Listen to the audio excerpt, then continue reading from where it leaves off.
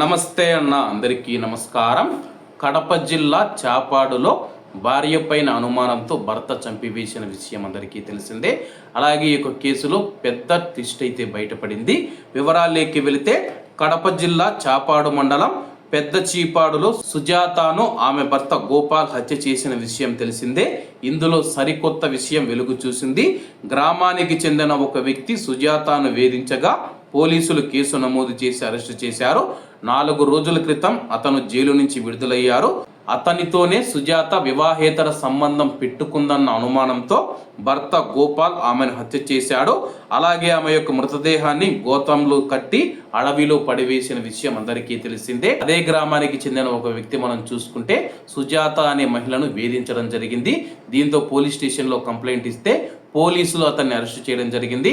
అతడు 4 రోజుల క్రితం జైలు నుంచి విడుదలై రావడం జరిగింది.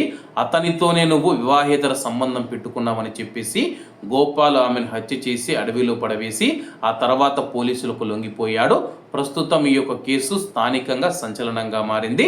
కాబట్టి అందరూ బాగుండాలి, అందులో మనం ఉండాలి. అందరికీ నమస్తే అన్న, జై హింద్.